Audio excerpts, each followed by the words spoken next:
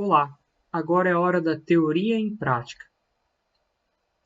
Eu sou o professor Cássio e vou te ajudar na reflexão sobre uma situação prática que envolve a temática. Bom, para começar, reflita então sobre a seguinte situação. A sua empresa, do ramo de vendas de produtos importados, possui uma alta demanda de pedidos, o que exige um relacionamento estreito com fornecedores para garantir o atendimento de seus clientes.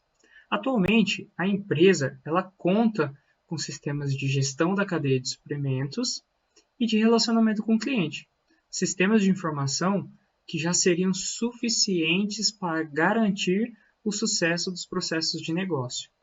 Porém, o banco de dados que alimenta tais sistemas não possui uma gestão adequada, causando atrasos e informações desconexas. Você recebe a missão de resolver esse problema. Como você poderia utilizar o sistema de gestão de banco de dados estruturados em SQL nessa situação? E quais utilitários e interfaces recomendadas para esse sistema? Bom, começando então a entender, o que está por trás desse problema. Porque assim, a empresa ela já conta com sistemas importantes de informação, que é o da gestão da cadeia de suprimentos e do relacionamento estreito com o cliente. Então, era para estar tudo dando certo. Porém, a questão de gerenciamento desse banco de dados que é o errado, que é o que está acontecendo, que não está acompanhando esses sistemas. É como se fosse o gargalo de todo o processo de negócio da empresa. Assim sendo, então, há uma má utilização, uma utilização ineficiente desse banco de dados, ou do sistema de informação por meio desse banco de dados, Principalmente porque esse banco de dados ele deve ser relacional, Se o banco de dados não for relacional, aí já é um problema, porque como se trata de clientes e fornecedores, deve sim haver esse cruzamento de dados referentes a pedidos, por exemplo, de clientes e o que os fornecedores podem oferecer. Então, tem que haver esse relacionamento de dados. Então, o banco de dados precisa necessariamente ser um banco de dados relacional, para permitir essa integração entre os sistemas que controlam ali a cadeia de suprimentos e que se relacionam com o cliente. Então, esse banco de dados deve ser estruturado, com um gerenciador de banco de dados relacional, estruturado em SQL, que é essa linguagem que permite essa interação entre sistemas diferentes. Então, a SQL permite que os sistemas de informação integrado se comuniquem com o sistema de gestão de banco de dados, E esse banco de dados, como eu havia falado, deve ser um banco de dados relacional.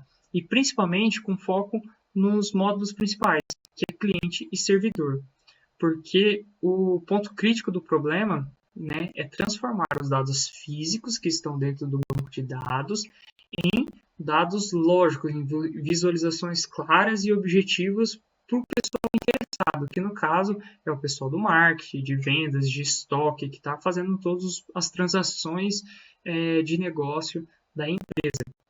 E pensando nisso, o DBMS, o Database Manager System, sistema de gestão de banco de dados, ele deve ser aplicado com utilitários ali, principalmente o utilitário de loading, para fazer o carregamento e a localização exata dos dados que devem ser utilizados, para não aparecer com dados, carregar dados errôneos ou dados incoerentes, dados que não são aqueles dados que é para serem utilizados. Então, é necessário esse utilitário. E o utilitário também de Performance Monitoration, que é o que avalia o desempenho e que gera relatórios referente ao acesso desses dados, que facilitam, então, esses relatórios, as tomadas de decisão.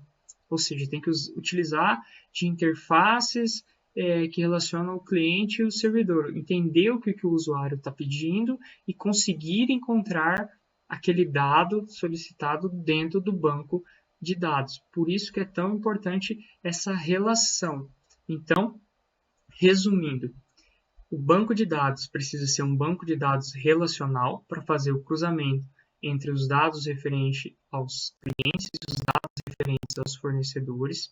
Esse sistema de gestão de banco de dados relacional, ele precisa ser estruturado em SQL, como a maioria são, né? Todos praticamente são, para poder desenvolver e acessar esses outros tipos de sistemas que já existem dentro da empresa, que é o da cadeia de suprimento e de atendimento ao cliente, e usar de utilitários, então, para fazer a localização e o carregamento dos dados corretos e gerar os relatórios ali para as tomadas de decisões e gerar, e além de tudo, fornecer uma interface que facilite essa relação entre o usuário que faz uma consulta e a obtenção dos dados físicos lá dentro do banco de dados convertidos em visualizações claras para o usuário. São essas as informações e conhecimentos sobre essa teoria em prática que eu queria mostrar para você hoje. Bons estudos!